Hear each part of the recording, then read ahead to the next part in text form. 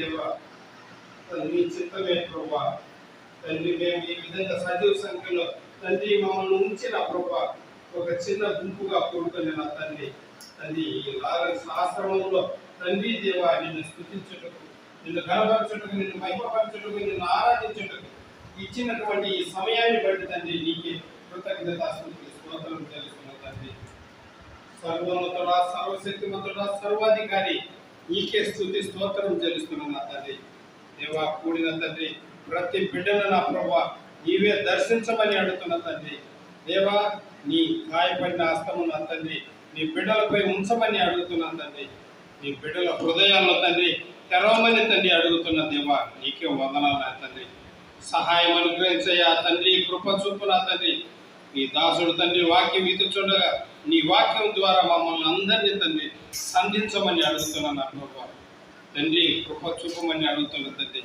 సహాయం అనుగ్రహించయ్యా దేవా, నీవు తప్పక మాకు దిక్కు ఎవరు లేరు తండ్రి. నరులను ఆశించడం కంటే యెహోవాను ఆశించడం మేలని నీవు సెలవిచ్చుండగా, సత్యస్వరూపుడా, సర్వోన్నతుడా, దావీదు కుమారుడా, నీ పాదములు పట్టుకొని అడుగుతున్నా తండ్రి. ప్రతి ఒక్కరిని నా ప్రభా తండ్రి నీవే నా తండ్రి ఆయురారోగ్యాలతో నింపమని అడుగుతున్న దేవా, నీకే వందనాలు తండ్రి. ఈ ఆశ్రమాన్ని తండ్రి ఇంతవరకు తండ్రి ఈ కృపలో భద్రపరుచుకొని కాచి కాపాడినావు తండ్రి. దేవా, ఇంకా జరగబోయే రోజుల్లో కూడా నా తండ్రి దేవా, ఈ ఆశ్రమానికి నా తండ్రి ఎటువంటి కొదవ లేకుండా నా తండ్రి దేవా, 30 60 100 నా ప్రభా నీవే సమృద్ధిగా సహాయం చేయమని అడుగుతున్న దేవా, నీకే వందనాలు. సహాయం అనుగ్రహించయ్యా. ఈ తండ్రి ఆశ్రమాన్ని నిర్వర్తిస్తున్నటువంటి తండ్రి నీ బిడ్డ కుటుంబాలను నా ప్రభా నీవే నా తండ్రి దేవ బహుగా దీవించమని అడుగుతున్న తండ్రి. కుటుంబాన్ని కూడా తండ్రి దేవ నీవే ఏడంతల తండ్రి దేవ తండ్రి ఆత్మతో నింపి నా తండ్రి నీ బిడ్డలు తండ్రి ఇంకా అధిక బలంతో విశ్వాసంతో తండ్రి నింపి నా తండ్రి దేవ నీ లోకంలో సాగిపోడు తండ్రి కృప చూపమని అడుగుతున్న తండ్రి. యేసయ్యా, నీకే స్తుతి స్తోత్రం చెల్లిస్తూ తండ్రి ముందున్న సమయాన్ని నీకు చెప్పుతూ నీకే కృతజ్ఞతాస్తుతులు స్తోత్రం చెల్లిస్తూ యేసయ్య పరిశుద్ధ నామంలో అడిగి వేడుకొని పొందినాం తండ్రి. ఆమేన్. మెనే టేకేల్ పరసిన్, మెనే టేకేల్ పరసిన్, దేవుని చేతిలో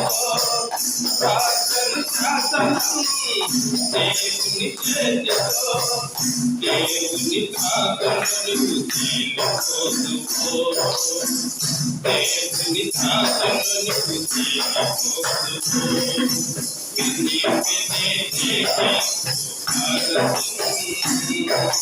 న్యాయమైన ప్రార్థనను ఆజ్ఞలనే కాళ్ళు వేసి చేర్చును. న్యాయమైన ప్రార్థనను ఆజ్ఞలనే కాళ్ళు వేసి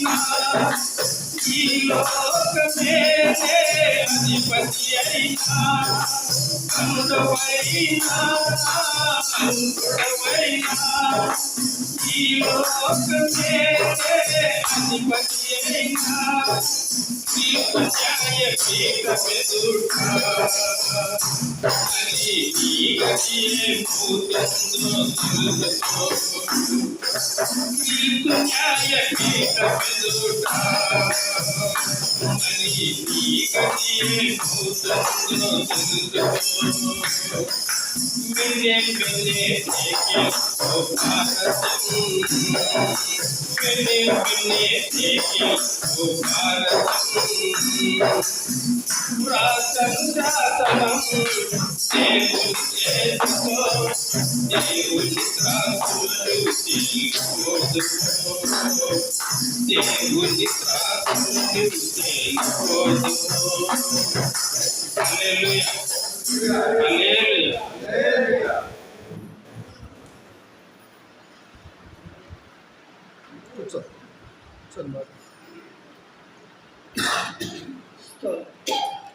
నీ వాక్యమే నన్ను బ్రతికించెను నీ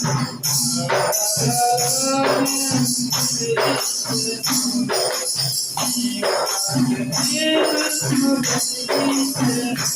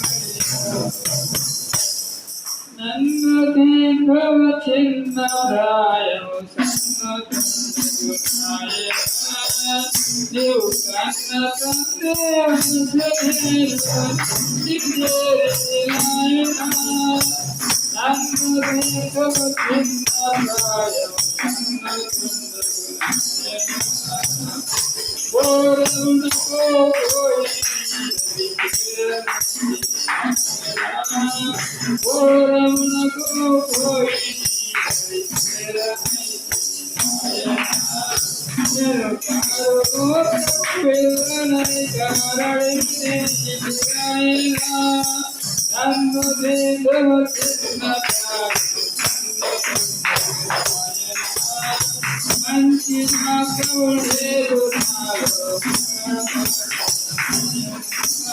మంచి నాగవుడేరు మంచి కుల్లాని ప్రపంచమంతా అన్నది చిన్న తాళమారు తప్పిపోయి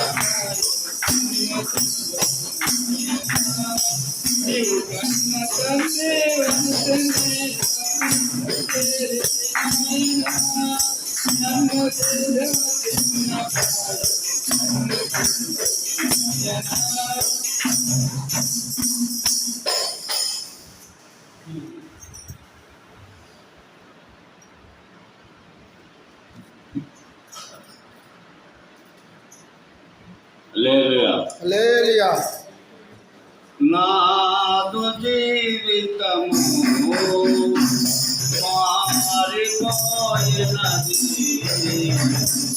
నిన్న ఆశ్రయించిన వేళ నన్నాదుకుంటివి ప్రభువా నాదు జీవితము చాలునయ్యా దేవా ఈ జన్మ ధన్యమే ప్రభువా చాలునయ్యా దేవా ఈ జన్మ ధన్యమే ప్రభువా పాప కోపము విడచి నీ దారి నడిచితి దేవా నిన్నాశ్రయించితి ప్రభువా నాదు జీవితము మారిపోయినది నిన్నాశ్రయించిన వేళ నాదుకుంటివి ప్రభువా కన్నుగానని దిశగా బహుదూరమేగినయ్యా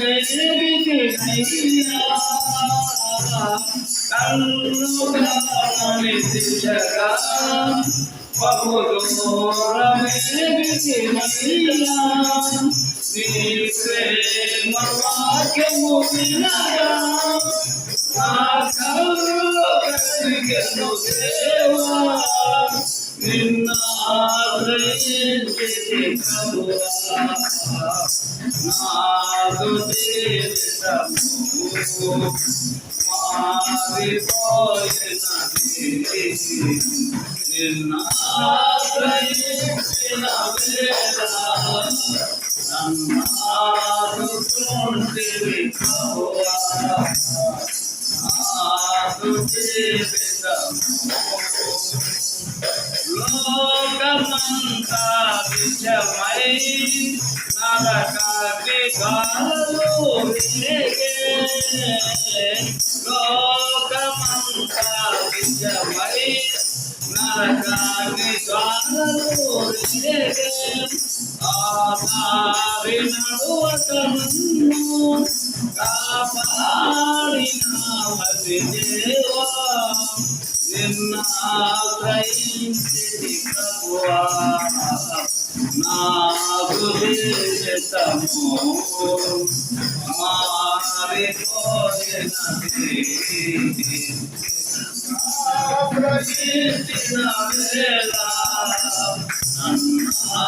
నన్నాదుకుంటివి ప్రభువా నాకు జీవితము జాలి గలనా ప్రభువా నీ జాపవా ప్రభువా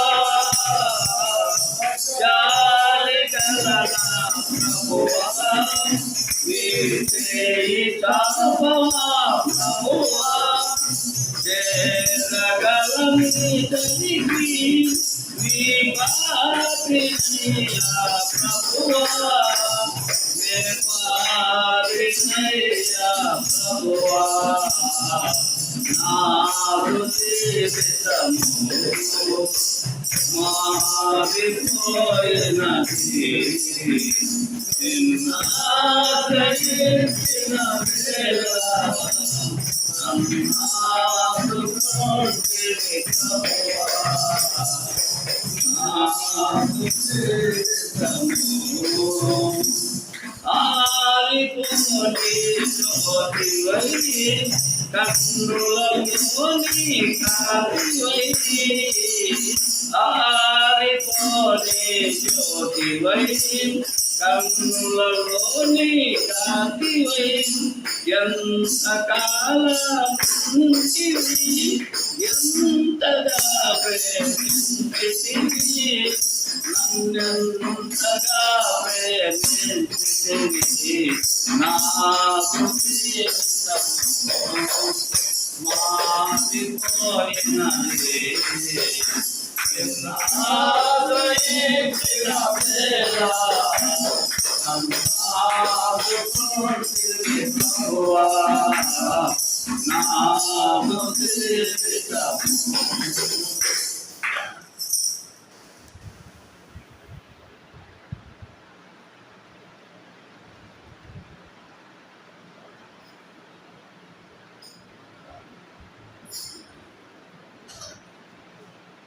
ప్రార్థన వినడే పావనుడా ప్రార్థన మాకు నేర్చుమయ్యా ప్రార్థన వినడే పావనుడా ప్రార్థన మాకు నేర్చుమయ్యా శ్రేష్టమైన పావము గోపి శిష్య బృందమునకు నెక్కితివి శ్రేష్టమైన పావము గోపి శిష్య బృందమునకు నెక్కితివి ప్రార్థన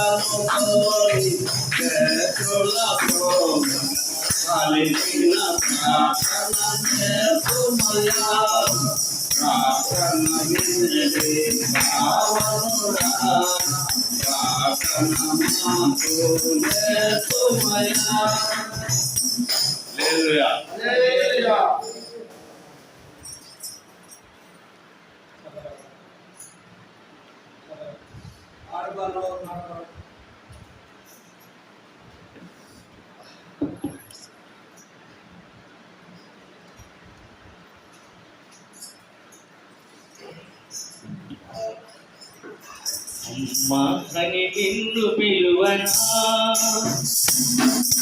యేసయ్యా నాన్నని నిన్ను పిలువనా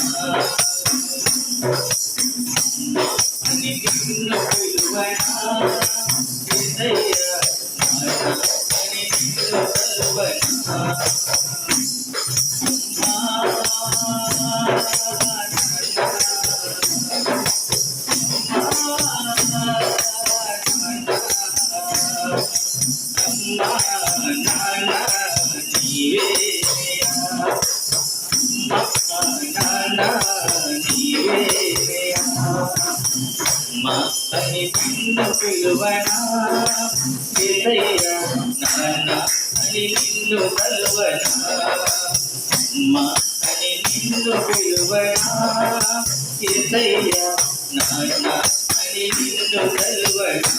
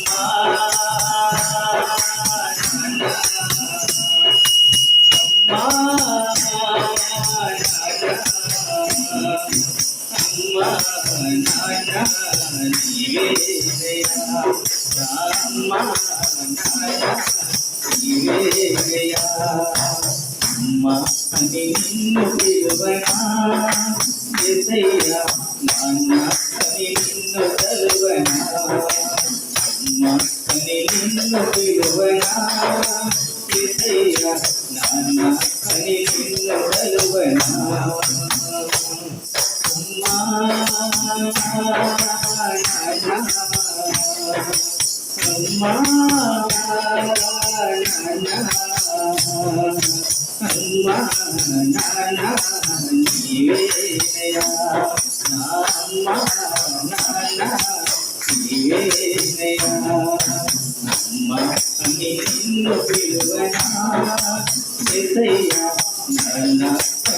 నిన్ను తలువనా అమ్మ అని నిన్ను పిలువనా యేసయ్యా నాన్న అని నిన్ను తలువనా.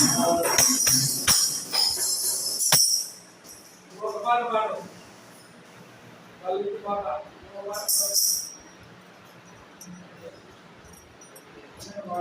ఆడియారు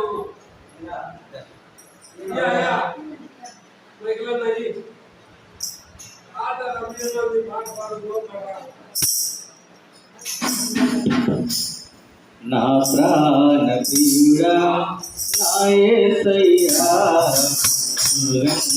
తండ్రి నా యేసయ్యా పూజింతును పూజాకుడా వదింతును భగవదీయుడా నీవుగాక ఎవరు నాకు లేరయ్యా నీవుగాక ఎవరు నాకు లేరయ్యా నీవే నీవే నా ప్రాణము నీవే నీవే నా సర్వము నీవే నీవే నా ప్రాణము నీవే నీవే నా సర్వము నా ప్రాణ ప్రియుడా నా యేసయ్యా నన్ను తండ్రి నా యేసయ్యా ఒంటరినై తోడు లేక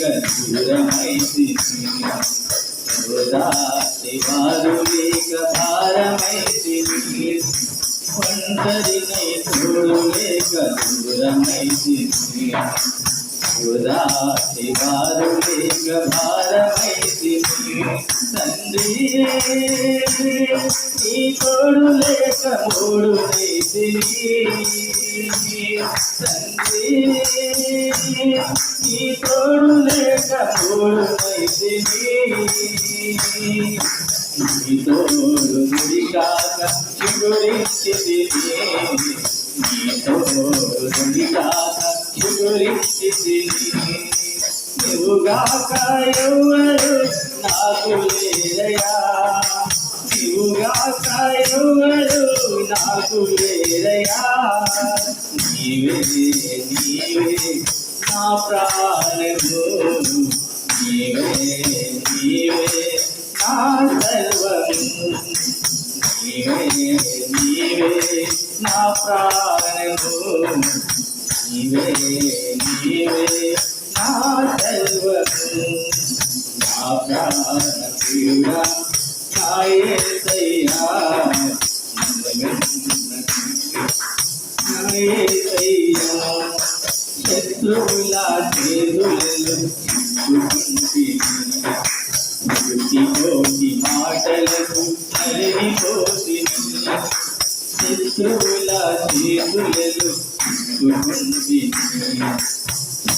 కోటి మాటలకు నలిగిపోతిని తండ్రి ఈ వైపు నేను చూపిస్తున్నమే తండ్రి ఈ వైపు నేను చూపిస్తున్నమే మంతయు తీరిపోయెను బాధలన్నీయు తొలగిపోయెను మంతయు తీరిపోయెను బాధలన్నీయు తొలగిపోయెను నీవుగాక ఎవరు నాకు లేరయ్యా నీవుగాక ఎవరు నాకు లేరయ్యా నీవే నీవే నా ప్రాణము నీవే నీవే నా సర్వము నీవే నీవే నా ప్రాణము నీవే నీవే నా సర్వము నా ప్రాణప్రియుడా నా యేసయ్యా నా యేసయ్యా క్షణమైన నీ నామం భగవంతుని మరణమైన మధురముగా ఎంచుకుంటిని ఘనమైన నీ నామం మరువకుంటిని మరణమైన మధురముగా పెంచుకుంటిని తండ్రి నీవున్నావని బ్రతుకుతుంటిని తండ్రి నీవున్నావని బ్రతుకుతుంటిని నా కొరకు నీవు నీ కొరకు నేను నా కొరకు నీవు నీ కొరకు నేను నీవుగాక ఎవరు నాకు లేదయా నీవుగాక ఎవరు నాకు లేదయా నీవే నీవే నా ప్రాణము నీవే నీవే నా సర్వము నీవే నీవే నా ప్రాణము నీవే నీవే నా సర్వము నా ప్రాణ ప్రియుడా నా యేసయ్యా నన్ను తండ్రి నా యేసయ్యా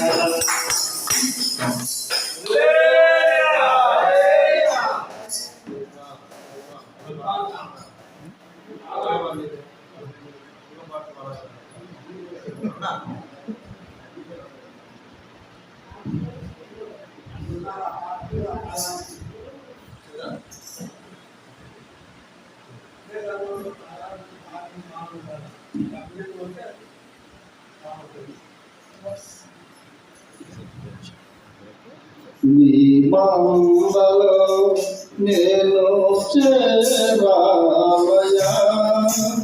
నా మందిగా పరియేసియా మందలో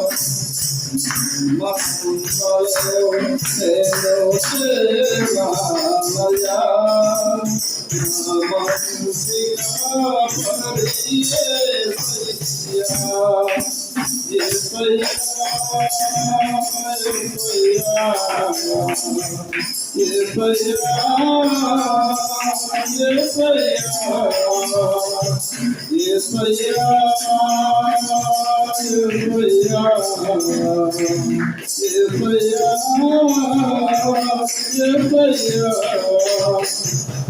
మహిమను నేను చూడాలయా మహిమను నేను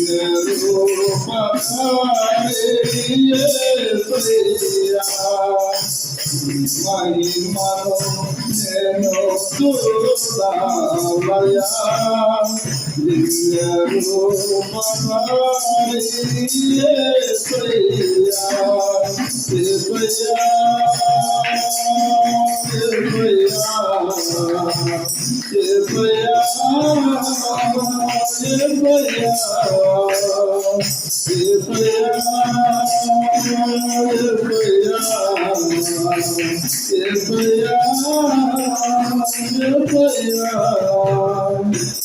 సాక్షిగా నేను నిలవాలయా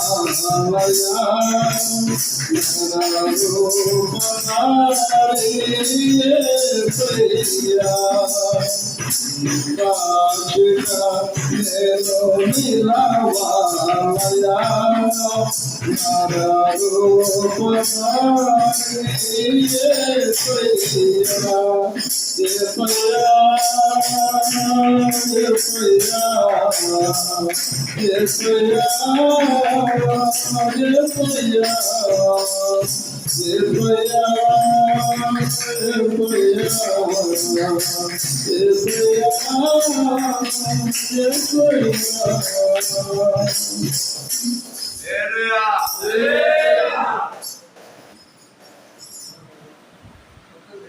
హల్లెలూయా హల్లెలూయా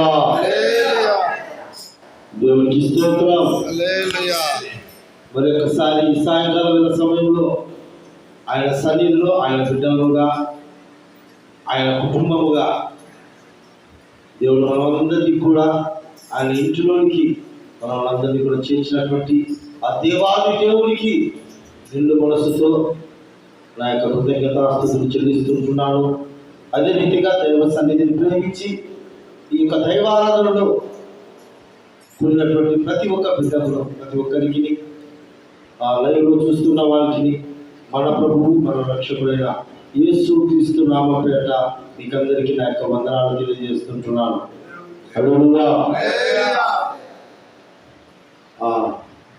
ఆదివారం రాగానే సాయంకాలం సమయం 7 అవ్వగానే అందరూ కూడా అంటే ఆదివారమే కాదులేండి, వారం దినంలో ప్రతిరోజు కూడా దేవుని ఆలయాల్లో మీరు వస్తున్నారని, మీరందరూ కలిసి దేవుని ఆరాధిస్తున్నట్లుగా, దేవుని స్తుతిస్తున్నట్లుగా, దేవుని సన్నిధిలో గడుపుతున్నట్లుగా నేను వింటా ఉంటానండి.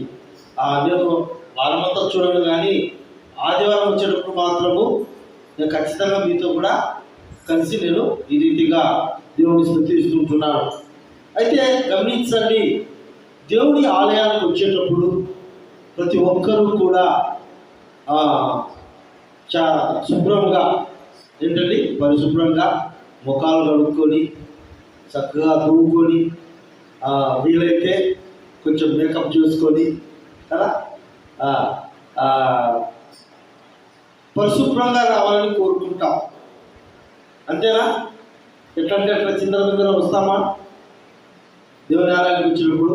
సార్ దేవుని ఆలయం పక్కన పెడదాంలే, ఏదైనా శుభకార్యానికి పోతున్నాం, ఎక్కడన్నా శుభకార్యానికి పోతుంటున్నాం. శుభకార్యానికి పోయేటప్పుడు ఎలా పోతాం? నిన్న మా ప్రకాశం అయ్యా ఇద్దరు కూడా కేశవయ్య మా ఆయన నేను మేమందరం కూడా నిన్న చాలా చుట్టా పుణ్యం లేదు, మీరేమో చూడలే. బాగా మంచి బట్టలు వేసుకొని బాగా చక్కగా మేకప్ అయి పిలుచుకుని పోయినాం. ఏంటండి బాగా శుభ్రంగా పరిశుభ్రంగా పెళ్లి కొడుకులాగా తయారై పోయినాం. ఇప్పుడు ఎందుకు పోవాలి అట్లా? ఎందుకు అంత మంచి బట్టలు వేసుకొని అంత శుభ్రంగా ఎందుకు పోవాలా చెప్పండి? 10 మంది దగ్గరికి వెళ్ళేటప్పుడు, 10 మందితో కలుసుకునేటప్పుడు, 10 మంది దగ్గర గడుపుతున్నప్పుడు మనము పరిశుభ్రంగా ఉండాలి. లోతగా అపరిశుద్ధంగా మాసిపోయిన బట్టలతోనో మాసిపోయిన తలతోనో కంపు కొడతా ఉన్నాం అనుకోండి, మనుషులు ఏం చేస్తారు? వచ్చాయండి. ఎక్కడి నుంచి వచ్చినారా వీళ్ళంతా?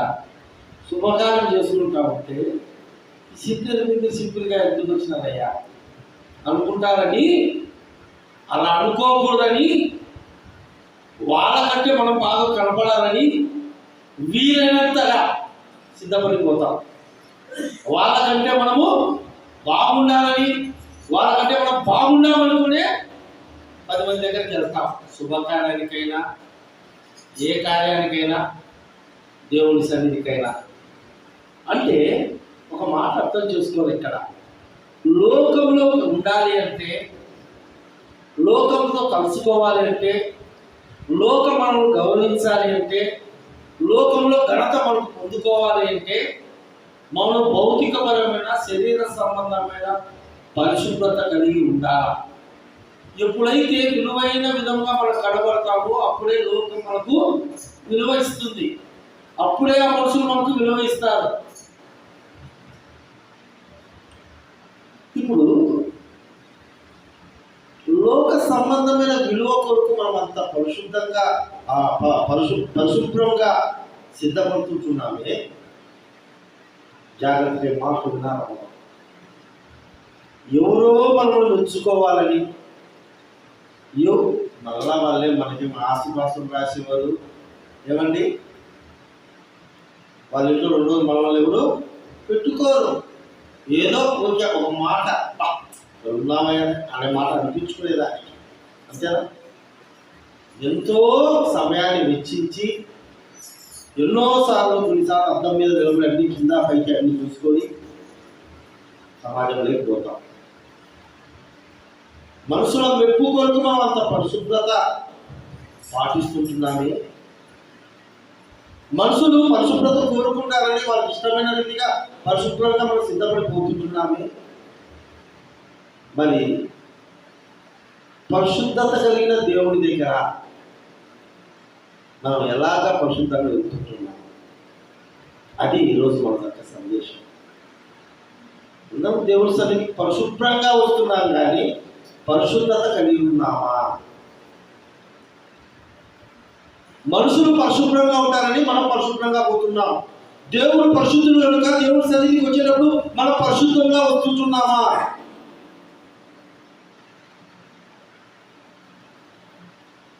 బాహ్యపరంగా మనిషి పరిశుభ్రత ఎప్పుడు కనబడుతుందంటే చక్కని వస్త్రాలు, బాహ్యపరమైన ఆకర్షణ కలిగి ఉంటే అది పరిశుభ్రత కనబడుతుంది. మరి పరిశుద్ధత ఎట్లా కనబడుతుంది అయ్యా? ఆధ్యాత్మికంగా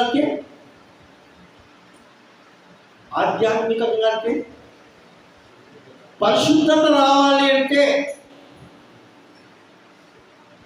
పరిశుద్ధత కలిగి ఉండాలి అంటే, ఒక మనిషి పరిశుద్ధత కలిగి ఉండాలంటే పరిశుద్ధతకు ఆటంకపరిచేది ఏంది? పాపం. ఎవరు కూడా పాపము కలిగి దేవుని దగ్గర పరిశుద్ధంగా కనబడలేదు. పాపం ఎక్కడి నుంచి పుడుతుందంటే హృదయంలో నుంచి పుడుతుందండి పాపం. అర్థమవుతుందన్నమాట. పరిశుద్ధత పరిశుభ్రత అనేది బాహ్యపరంగా కనిపిస్తే, పరిశుద్ధత అనేది హృదయం ద్వారా కనబడుతుంది. ఎప్పుడు హృదయం నుంచి కనబడుతుంది అంటే ఆ హృదయంలో పాపం లేనప్పుడు. ఆ హృదయంలో పాపం లేనప్పుడు దేవుడు పరిశుద్ధుడు కనుక, ఆయన పరిశుద్ధత పవిత్రతను చూస్తాడు కనుక ఆయన వద్దకు వచ్చి వారు పరిశుద్ధతతో రావాలి. పైకి నువ్వు సొప్పుగా తయారై వచ్చినంత మాత్రం దేవుడు నిన్ను అంగీకరిస్తానని నువ్వు అనుకోవడము నువ్వు నీ అజ్ఞానానికి కారణం. అంటే నువ్వు జ్ఞానం లేనివారని అర్థం. దేవుని సన్నిధికి వచ్చినప్పుడు మనం పరిశుద్ధత కలిగి ఉండాలంటే ఎలాగ రావాలంటే భయభక్తులతో రావాలి. దేవునికి భయపడి రావాలా. దేవునికి భయం ఎవరి జీవితంలో ఉంటుందో, ఎవరి హృదయంలో ఉంటుందో వారిలో పరిశుద్ధత అనేది. భయం కలిగిన వాళ్ళు పాపము చేయరండి. భయం కలిగిన వారు పాపం ప్రేరేపణకు లోబడరు. భయం కలిగిన వారు నేను పాపినని గుర్తిస్తారు. పరిశుద్ధ గ్రంథంలో చూసినట్లయితే 51వ కీర్తన 51వ కీర్తనలో 5వ చరణం దావీదు ఈ రీతిగా తెలియజేస్తా ఉంటున్నాడు. నేను పాపములో పుట్టిన వాళ్ళను, పాపములోనే నా తల్లి నన్ను గర్భము ధరించెను. ఈ భూలోకంలో జన్మించిన ప్రతి ఒక్కరు కూడా పాపము ద్వారా జన్మించున్నారు.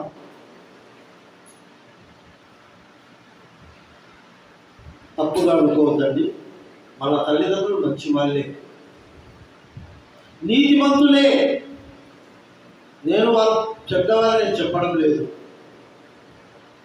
నేను చెడ్డవారని వాళ్ళు చెప్పడం లేదు. అయితే మన పుట్టుక పాపము అని చెప్తున్నాను. అందుకే అనేక మత గ్రంథాలలో ఈ భూప్రపంచంలో ఎన్నో దేశాలు ఉన్నాయండి. దాదాపు 240 దేశాలు పైగా ఉన్నాయి. ఒక్కొక్క దేశము ఒక్కొక్క దేవుని పెట్టుకొని ఉండాలి. దినాలలో ఒక్కొక్క దేశంలో ఒక్కొక్క దేవుడిని అనుకుంటా ఉన్నారు. ఎవరు ఏ దేవుడిని అనుకున్నా ఆ దేవుడు సృష్టికర్త అయినాడు. సృష్టిని కలిగజేసిన వాడు ఆయన. ఆయనే సర్వాధికారి. అయితే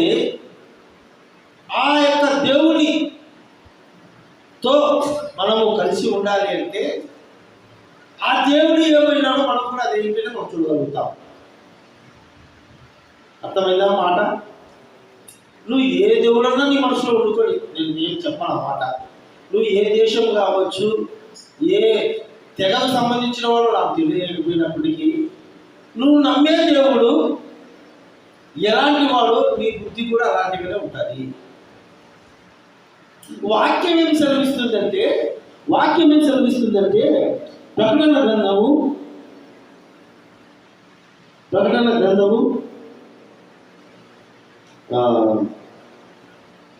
4వ అధ్యాయము 8వ వాక్యంలో, ఆ 4 జీవులలో ప్రతి జీవికి 6 రెక్కలు ఉండెను. అవి చుట్టూ రెక్కలలో లోపటను కరుణతో నిండి ఉన్నవి. అవి భూత వర్తమాన భవిష్యత్ కాలంలో ఉండు. జాగ్రత్త ఈ మాట ఏమంట? అవి ఆ యొక్క జీవులు అవి భూత వర్తమాన భవిష్యత్ కాలంలో ఉండు సర్వాధికారియు దేవుడునకు ప్రభువు పరిశుద్ధుడు పరిశుద్ధుడు పరిశుద్ధుడు అని మానక రాత్రులు చెప్పుచుండెను. ఈ సర్వలోకాన్ని సృష్టించిన సృష్టికర్త సర్వాధికారి అయినాడు. ఆయన ఏమై ఉన్నాడంటే పరిశుద్ధుడుగా ఉన్నాడు. పరిశుద్ధుడు అంటే ఏ పాపం లేనివాడు, ఏ లోపం లేనివాడు, ఏ మచ్చ లేనివాడు పరిశుద్ధుడు అంటే. అలాంటి పరిశుద్ధుని 6 రెక్కలు కలిగినటువంటి ఒక జీవులు ఆయనను పరిశుద్ధుడు పరిశుద్ధుడు పరిశుద్ధుడని రాత్రి మగుళ్ళు గాన ప్రతిగానములు చేస్తున్నారు. అలాంటి గాన ప్రతిగానములు పొందుతున్న ఆ పరిశుద్ధుని దగ్గరికి వచ్చేటప్పుడు మనము ఎలా రావాలా? పరిశుద్ధంగా కలపాలి. అయితే ఈ పరిశుద్ధత మనలోకి రావాలి అంటే, ఈ పరిశుద్ధత మనలోకి పొందుకోవాలి అంటే మన నోటితో ఒప్పుకోవాలి. దావీదు మహారాజు అన్నాడు కదా, ఏమన్నాడు? నేను పాపంలో పుట్టిన వాళ్ళను పాపంలోనే నా తండ్రి నన్ను గర్భము ధరించాను. ఎప్పుడైతే నువ్వు పరిశుద్ధంగా మార్చబడాలని అనుకుంటావో మనం ఎవరమై ఉన్నామో నువ్వు గుర్తించాలా. దావీదు అదే గుర్తించినాడు. నేను పాపంలో పుట్టిన వాళ్ళను నా తండ్రి నన్ను పాపంలో గర్భం ధరించింది. పాపం ద్వారానే నేను గర్భం ధరించినప్పుడు పరిశుద్ధత అంటే ఏ ఇన్వాల్వ్మెంట్ లేకుండా పుట్టితే పరిశుద్ధత. యేసుక్రీస్తు ప్రభువు మగవాని యొక్క ప్రమేయం లేకుండా పరిశుద్ధాత్మతో ఆయన జన్మించాడు కనుక ఆయన పరిశుద్ధుడు. అదే విధంగా పూర్వకంలో మరి యొక్క మగ వ్యక్తి ద్వారా ప్రమేయము లేకుండా ఎవరైనా జన్మించితే అలాంటి వాళ్ళు పరిశుద్ధులు. అయితే సృష్టిలో నమ్మే ప్రతి ఒక్కరు కూడా అలాంటి పరిశుద్ధతగా జన్మించిన వాడు యేసుక్రీస్తు ప్రభువే అని అనేక దేశాలు ఒప్పుకుంటున్నాయి. అయితే ఆ పరిశుద్ధుని యొక్క పరిశుద్ధతలో మనం కూడా చేరుకోవాలంటే, మనం కూడా పరిశుద్ధత సంపాదించుకోవాలంటే దావీదు వల్ల మొదటగా మనం పాపంలో జన్మించిన వారమని మనం గుర్తుంచుకోవాలి. మనం నీతిమంతులు మనం తీర్చుకోకూడదు. నేనేం తప్పు చేస్తాను, నేనేమో ఎవరికి హాని చేయలేదే, నేను ఎవరి దగ్గర దొంగతనం చేయలేదే, నేను ఎవరికి అన్యాయంగా ఆశించలేదే, మరి నేను ఎందుకు పాపనైతా? నీ జన్మంలోనే పాపం ఉన్నది పరిశుద్ధాత్మ దేవుడు పరిశుద్ధ గ్రంథం ద్వారా తెలియజేస్తా ఉంటున్నాడు. అయితే ఈ పాపము మనలో పరిహరింపజేసి మనం పరిశుద్ధతలోకి మార్చబడాలి అంటే ఎలాగంటే ఇదే దావీదు మహారాజు మొదటి మాట చెప్తా ఉంటున్నాడు. ఏమని? 2వ వాక్యం 51:2 నా దోషం పోవునట్లు నన్ను బాగుగా కడుగుము. మళ్ళీ 7వ వచనం నేను పవిత్రుడైనట్లు హిస్సోపుతో నా పాపము పరిహరింపుము, హిమము కంటిలో నేను తెల్లగా ఉన్నట్లు నీవు నన్ను కడుగుము. భక్తుడు ఏం తెలియజేస్తున్నాడంటే, ఈ భక్తుడు ఆ పాపం నుంచి విడుదల పొంది ఆ పరిశుద్ధత కలిగిన దేవుణ్ణి దర్శనం పొందుకోవాలంటే ఇతరులు కూడా పరిశుద్ధులుగా మార్చబడితేనే ఆ యొక్క దేవుని యొక్క దర్శనాన్ని లేదా దేవునితో గల సంబంధాన్ని పొందుకోగలం. అందుకే ఈ భక్తుడు ఏమంటున్నాడంటే, మొదటిగా తను ఏమన్నాడో గ్రహించాడు. నేను పాపంలో పుట్టిన వాళ్ళను, పాపంలో జీవించేవాళ్ళను, పాపం మధ్యనే సంచరించేవాడు. కనుక ఈ పాపము చేత దేవుని దగ్గర, పరిశుద్ధమైన దేవుని దగ్గరికి నేను పోలేను. ఒక పెళ్లికి వెళ్తున్నప్పుడు మలినమైన బట్టలతో స్నానం చేయకుండా మన వివాహానికి వెళ్తే ఎవరు రానియరు. మనం పరిశుభ్రంగా పోతేనే మన వివాహం కానిస్తారని శుభ్రపడిపోతాం. అదే రీతిగా పరిశుద్ధమైన దేవుని దగ్గరికి వెళ్ళేటప్పుడు ముందు మనలో ఉన్న పాపాన్ని మనం కడిగేసుకోవాలి. ఎలాగంటే దేవుని దగ్గర ఒప్పుకోవాలి మన పాపాలు. మనం ఒప్పుకొని మనం పాపులమని. అది ఇక్కడ దావీదు మహారాజు అంటాడు, నేను పవిత్రుడు ఈ సోపుతో నా పాపము పరిహరింపుము, హిమము కంటేను నేను తెల్లగాడున్నట్లు నీవు నన్ను కడుగుము అంటాడు. మనం పరిశుద్ధంగా మార్చబడాలి అంటే, మన పాపము మనను తుడిచిపోయబడాలంటే అది పరిశుద్ధుడైన దేవుని ద్వారా మాత్రమే సాధ్యం. ఈ మాట మనం బాగా అర్థం చేసుకోవాలి. ఇప్పుడు మనకి ఏదైనా సమస్య వచ్చింది అనుకోండి, ఒక సమస్య వచ్చింది, మనకు ఒక రోగం వచ్చింది. ఆ రోగానికి సంబంధించిన డాక్టర్ దగ్గరికి పోతేనే ఆ రోగానికి మనకు విరుగుడు దొరుకుతుంది. అదే రీతిగా పాపం అనే రోగముతో మనం ఉన్నటువంటి మనకు ఆ పాపము తీయవేయగలిగినటువంటి శక్తి కలిగిన పరిశుద్ధుడు దగ్గరికి వెళ్తేనే ఆ పాపం మనకు పరిహరింపబడతాయి. కనుక ఈ భక్తులు గుర్తించి, ప్రభువా నా పాపములు పరిహరింపుము, నా దోషములను తుడిచివేయుము, ఇస్సోపుతో నన్ను కడుగుము. ఎప్పుడైతే మనము విరిగి నలిగినటువంటి మనసుతో ఇలాంటి ప్రార్థన మనం చేస్తామో, ఇలాంటి ప్రార్థన చేయగల మనసుతో దేవుడి సన్నిధికి వస్తామో, అప్పుడే మనం పరిశుద్ధపరచబడి దేవుణ్ణి చూడగలం. అప్పుడే మనం దేవుడు మనల్ని అంగీకరిస్తాము. మన ఇష్టానుసారంగా జీవిస్తూ, మన ఇష్టానుసారంగా ప్రవర్తిస్తూ, మన ఇష్టానుసారమైన మాటలు మాట్లాడుతూ, మన ఇష్టానుసారమైన చూపులు ఆలోచనలు చేసుకుంటూ బాగా స్నానం చేసి షాంపూతో 2-3 సార్లు ఉత్తుకొని, సబ్బుతో 2-3 సార్లు కడుక్కొని, బాగా తొమ్మినటువంటి గంజితో చేసుకొని అనుకుంటే దేవుడు ఏంటండి చూడండి, మనుషులు పై రూపాన్ని చూస్తారు, దేవుడు హృదయాన్ని లక్ష్య పెట్టే దేవుడు. హృదయాన్ని చూస్తాడు దేవుడు. నీ హృదయం ఎలా ఉందో చూస్తావు. పై రూపం, నువ్వు చిరిగిన బట్టలు వేసుకొని వస్తావా, నువ్వు స్నానం చేసావా, నూనె పెట్టుకున్నావా, కడుక్కున్నావా అని అస్సలు చూడడు దేవుడు. ఏం చూస్తాడంటే హృదయాన్ని చూస్తాడు. కనుక లోక ఘనత కొరకై నువ్వు ఎంత పరిశుభ్రంగా బాహ్యపరమైన దానికి విలువ ఇస్తుంటున్నావో, ప్రాధాన్యత ఇస్తుంటున్నావో, అదే రీతిగా దేవుని సన్నిధికి, దేవుని బిడ్డగా ఈ లోకంలో జీవించాలి అంటే, దేవుని సన్నిధిలో నువ్వు రావాలి, దేవునికి నువ్వు అంగీకారంగా ఉండాలి అంటే హృదయాన్ని పరిశుద్ధత కలిగి ఉండాలి. ఉదయం అనే పరిశుద్ధత కలిగి ఉండాలి. అప్పుడే దేవుడు మనల్ని అంగీకరిస్తాడు. అప్పుడే దేవుడు మనం హెచ్చిస్తాడు. అప్పుడే తండ్రి తన కుడి పార్శ్వంలో మనల్ని కూర్చోబెట్టుకుంటాడు. కనుక ఒకవేళ ఇంకా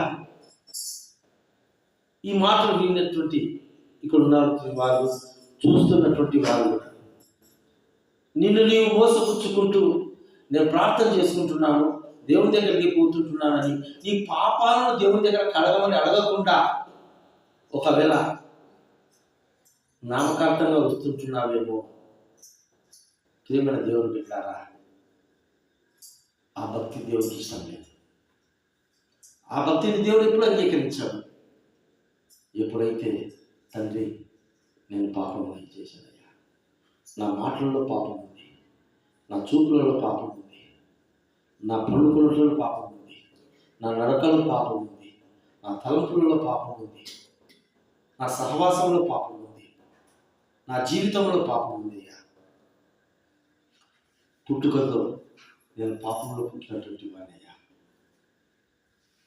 ఈ పాపంలో నేను నశించిపోకుండా నన్ను కూడా నీ పరిశుద్ధంగా మార్చాలని దేవుని పాదాలు పట్టుకుని దేవుని దగ్గర మొరపెట్టుకున్నట్లయితే, దావీదు ప్రార్థించినట్లుగా, దావీదు అడిగినట్లుగా నీవు నేను కూడా ఆ రీతిగా ప్రభు యొక్క రక్తం చేత కడగమని అడిగినట్లయితే తప్పకుండా దేవుడు ఆయన కలవరి శిలువలో కాచినటువంటి ఆ రక్తము చేత, ఎందుకంటే యేసుక్రీస్తు రక్తము ప్రతి పాపముల నుండి మనలను పవిత్రులుగా చేస్తుంది.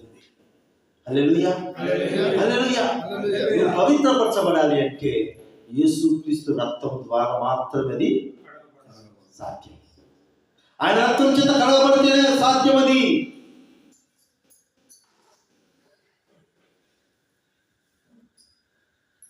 ఎప్పుడు సాధ్యమవుతుందంటే విరిగి నలిగినటువంటి మనసు కలిగి మనం ఏమై ఉన్నామో ఒక రాసే దేవుని దగ్గరకు వచ్చి, నేను పాపినయ్యా, పాపంలోనే నా తల్లి గర్భం ధరించింది, నేను పాపంలో జీవించిన వాళ్ళని ఒప్పుకున్నాడు.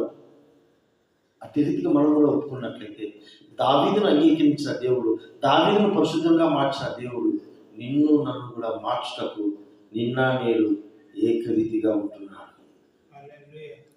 ఆయన మార్పు లేని దేవుడుగా ఉంటున్నాడు. కనుక ఈ క్షణమే దయచేసి, పరిస్థితులు బాగలేవు, దినాలు చూస్తే చాలా బహుఘోరంగా ఉంటున్నాయి.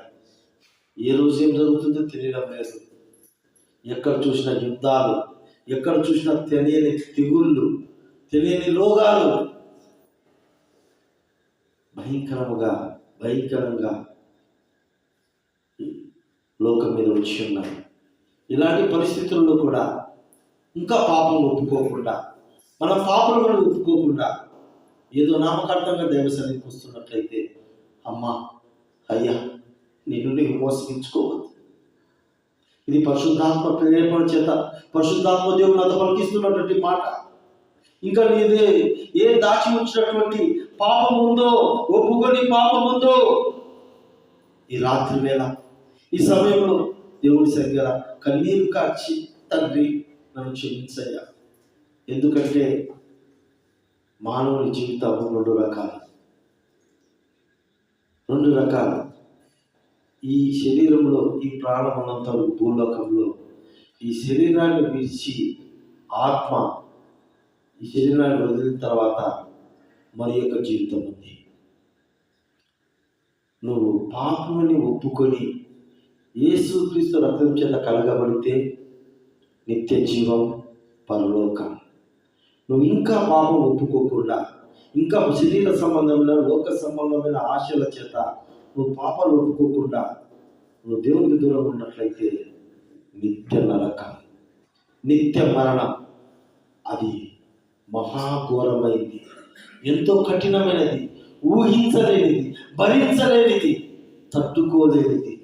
ఎందుకంటే అక్కడ అగ్ని ఆరదు, పురుగు చావదు. ఆ శ్రమ తట్టుకోలేదు, ఆ శిక్ష భరించరానిది. కనుక పాపము ఒప్పుకొని పరిశుద్ధులుగా మార్చబడి నిత్య జీవం కావాలా? ఇంకా పాపాలు దాచిపెట్టుకొని పాపంలో జీవించి నిత్య మరణం, నిత్య నరకానికి వెళ్ళాలా? పరిశుద్ధాత్మ దేవుడి రాత్రి నీకు అవకాశాన్ని వదిలేస్తున్నాను. దయచేసి ప్రేమైనటువంటి వాళ్ళారా, ప్రతి వారం దేవుడు మాట్లాడుతున్నాడు. ఎంతకాలం ఇంకా దేవునికి మీ హృదయాన్ని సమర్పించుకోకుండా, ఇంకా దేవునికి సన్నిధిలో దేవునికి ఒప్పుకోకుండా ఎంతకాలం దేవునికి దూరంగా ఉంటారు? ఈ రాత్రి వేళ ఈ యొక్క వృద్ధాప్యంలో ఇంకా లోకమును విడిచిపోయే దినాలకు సమీపంగా ఉంటున్నటువంటి ఈ సమయంలో ప్రభు మరొకసారి అవకాశం ఇస్తుంటున్నాడు. నా ప్రేమ కుమార్తె, నా ప్రియ కుమారుడా, ఇప్పుడైనా నీ పాపాలు ఒప్పుకొని విడిచిపెడతావా?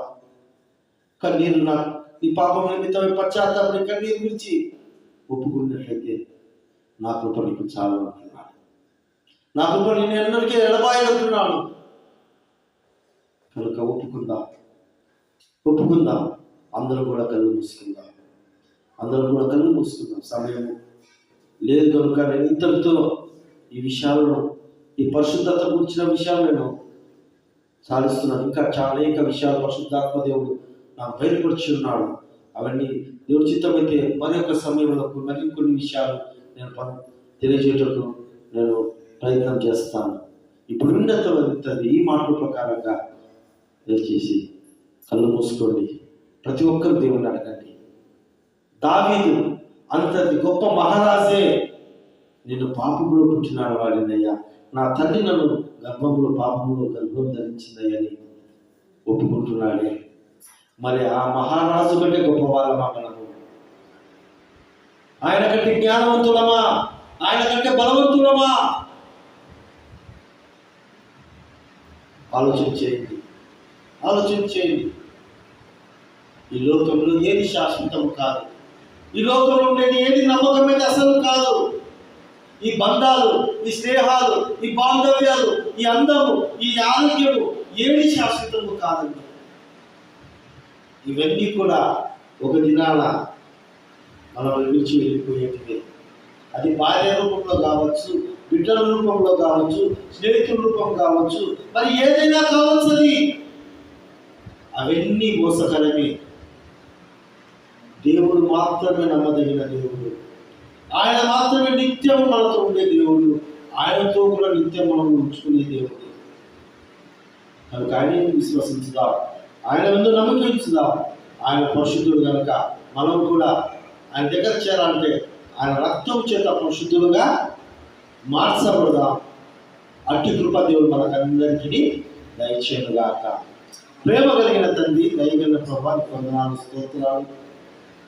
ఒక అద్భుతమైన ఆలోచనకరమైనటువంటి మాటలు ప్రభా, మమ్మల్ని అందరినీ ఆలోచింప చేసేటువంటి శక్తి గల సత్యమైన మాటలు ప్రభా, ఈ రాత్రి వేళ మాకు వినిపించినందుకే వందనాలు. అవును తండ్రి, శరీర సంబంధమైన లోక సంబంధమైన పరిశుభ్రతకు మేము ప్రాధాన్యత ఇస్తుంటున్నాము కానీ, వాటి ఘనత కొరకు మేము పాటలాడుతున్నామేమో కానీ, నిజమైన పరిశుద్ధత కొరకు ప్రభువా ఈనాడు మేము ఆలోచించడం లేదయ్యా. అసలు పరిశుద్ధత ఎలాంటిదో కూడా తెలుసుకునేదానికి మేము ప్రయత్నం చేయలేదు ప్రభువా. అయితే ప్రేమమైన యేసయ్యా, మీరు మమ్మల్ని ప్రేమిస్తున్నారు కనుక పరిశుభ్రత కంటే పరిశుద్ధత ముఖ్యమైనదని ఈ వాక్యం ద్వారా మాకు తెలియజేశారు. దావీదు గొప్ప మహారాజే, అయ్యా నేను పాపంలో పుట్టినవాడు, నా తల్లి నన్ను పాపంలో గర్భము ధరించను కనుక ఈ రక్తంతో నన్ను కడుగని ఏ రీతిగా ప్రార్థించాడు ప్రభా, మేము కూడా అదే రీతిగా ప్రార్థిస్తుంటున్నాం. అవును తండ్రి, మేము పాపంలోనే ఒప్పుకుంటున్నామయ్యా. మా యొక్క జీవితంలో ఎక్కడ కూడా పరిశుద్ధత అనేది కొంచెం కూడా లేదయ్యా. లేచినది మొదలుకొని పలుకునేంత వరకు పాపపు తలంపులు, పాపపు మాటలు, పాపపు ఆలోచనలు, పాపపు సహవాసము, పాపముతోనే సహజీవనం జీవిస్తూ ఉంటున్నాము తండ్రి. దయచేసి మమ్మల్ని క్షమించి ఆ పాపం నుంచి మమ్మల్ని అందరినీ పరిగణింపచేసి అయ్యా హిస్సోపుతో మా పాపములన్నిటినీ కడిగి మమ్మల్ని పరిశుద్ధపరిచి పవిత్రపరిచి అయ్యా నీ సన్నిధికి చేరే యోగ్యులుగా మమ్మల్ని మార్చమని కోరుకుంటూ మమ్మల్ని అందరినీ మీ హస్తాలను అప్పచెప్పుకుంటున్నాం తండ్రి. ఈ ఆశ్రమంలో ఉన్న ప్రతి ఒక్కరికి నీ రక్షణానందము దయచేయండి, నీ రక్షణ వస్త్రాలను ధరింపచేయండి. ప్రతి ఒక్కరిని పరిశుద్ధపరిచి పవిత్రపరిచి తండ్రి, శారీరకంగా, మానసికంగా, ఆత్మీయంగా, ఆరోగ్యంగా, ఆధ్యాత్మికంగా ప్రతి ఒక్కరిని దీవించి ఆశీర్వదించండి ప్రభువా. ఈ లైవ్లో ఈ యొక్క కూడికలో జాయిన్ ప్రతి ఒక్కరి జీవితాలలో ప్రభువా పరిశుద్ధత కలిగిన జీవితం కలిగి ఉండాలన్న సహాయం చేయండి. ప్రత్యక్షంగా పరోక్షంగా ఈ ఆశ్రమం కొరకు సహాయం చేస్తుంటున్నారు అయ్యా, వారందరినీ వారి కుటుంబాలను వారి సమస్తను దీవించి ఆశీర్వదించండి. ఆయన ఈ ఆశ్రమాన్ని నిర్వర్తిస్తున్నటువంటి ప్రియ కుటుంబాన్ని బట్టి ప్రార్థిస్తుంటున్నాను. అన్నను వదిలను బట్టి, ఫాదర్ దేవదాసరి గారిని బట్టి, అమ్మను బట్టి తల్లి వారి ఇరువురు పిల్లలు బట్టి కృతజ్ఞతాస్తుతులు స్తోత్రాలు చెల్లిస్తుంటున్నాం. గొప్ప దేవుడుగా ఉంటూ సమర్పించుకున్న కుటుంబ పక్షాన మీరు ఉంటూ ప్రభా సమస్తంలో సహాయం చేస్తున్నందుకు వందనాలు. ఆయన ప్రవీణ్ బట్టి ప్రార్థిస్తున్నాం తండ్రి. మీరు ఇచ్చినటువంటి నాయన అద్భుతమైనటువంటి విజయాన్ని బట్టి మీకు వందనాలు. అవును తండ్రి, మా జ్ఞానం మేము నమ్ముకోలేదయ్యా, మా శక్తిని మేము నమ్ముకోలేదు ప్రభా. సర్వాధికారైన దేవా, నమ్మదైన మా తండ్రి, నిన్ను మేము నమ్ముకుని ఉన్నాము. నిన్ను నమ్మిన వారి అందరికీ సిగ్గుపరిచే దేవుడు కాదు కనుక మీ కుమారుని పట్ల ఆయన మీ చిత్తము నెరవేర్చండి. ఆశపడ్డ ప్రాణాన్ని తృప్తిపరచండి. సహాయం చేసి ఆ బిడ్డ యొక్క కష్టానికి, ఆ బిడ్డ పడిన శ్రమకు తగిన ప్రతిఫలము ఇచ్చామని నమ్ముతూ నీకే కృతజ్ఞతాస్తుతులు స్తోత్రాలు చెల్లిస్తూ నీ కుమారుని కొరకే ఒక సీట్లు మీరు ఏర్పాటు చేసినందుకే వందనాలు చెల్లిస్తూ నేను బిడ్డలు దీవించి ఆశీర్వదించి నీ నామానికి భయంకరంగా వాళ్ళు వాడుకోమని సాక్షులు ఉండమని ఎవరి బిడ్డలు ఆయన ఇరువురు నవీన్ ప్రవీణ్ ఇద్దరు కూడా ఎక్కడ కూడా లోక సంబంధమైన మార్గంలో వెళ్ళకుండా జీవంలో నీ మార్గంలో నడుస్తూ నీ బిడ్డలుగా జీవించినప్పుడు నీ వాక్యానుసారమైన జీవితం జీవించడం సహాయం చేయడం. ఆశ్రమంలో కుటుంబాన్ని ఎవరి బిడ్డలు మనందరినీ మీ హస్తాలకు అప్పచెప్తూ యేసయ్య పేరుతో అడుగుచున్నాము తండ్రి, ఆమేన్. ఇప్పుడు మన తండ్రి అయిన దేవుడి యొక్క ప్రేమయు, కుమారుడైన యేసుక్రీస్తు యొక్క కృపయు, పరిశుద్ధాత్మ దేవుడి యొక్క అన్యోన్య సహవాసం సన్నిధి కూడి వచ్చిన మనందరితో ఈ రైవ జాయిన్ అయి విన్న వారితోనూ వారి కుటుంబాలతోనూ ఈ ఆశ్రమం అభివృద్ధి కొరకై ప్రత్యక్షంగా పరోక్షంగా సహాయం చేస్తున్న వ్యక్తులతోనూ సంస్థలతోనూ కుటుంబాలతోనూ సకల లోక పరిశుద్ధులందరితోనూ విశేషంగా ఈ ఆశ్రమాన్ని నిర్వర్తిస్తున్నటువంటి కుటుంబముతోనూ ఇప్పుడు ఎల్లప్పుడూ సదాకాలం తోడ ఇల్లును గాక. ఆమేన్. హల్లెలూయా, హల్లెలూయా, హల్లెలూయా. దేవునికి స్తోత్రం. కూడొచ్చిన మీకందరికీ మరొకసారి ప్రభు పేరిట నా యొక్క వందనాలు తెలియజేసుకుంటున్నాను. దేవుడికి మనందరినీ దీవించును గాక, దేవుడికి తోడైనను గాక, దేవుడికి క్షేమ సమాధానాలతో నిత్యము కాపాడును గాక. అందరూ సెలవు తీసుకుందాం. ఎవరికైనా ప్రార్థన అవసరం ఉంటే దయచేసి ముందుకు రండి. మీకు నేను ప్రార్థన చేస్తాను. తగ్గిన వారు సెలవు తీసుకోండి.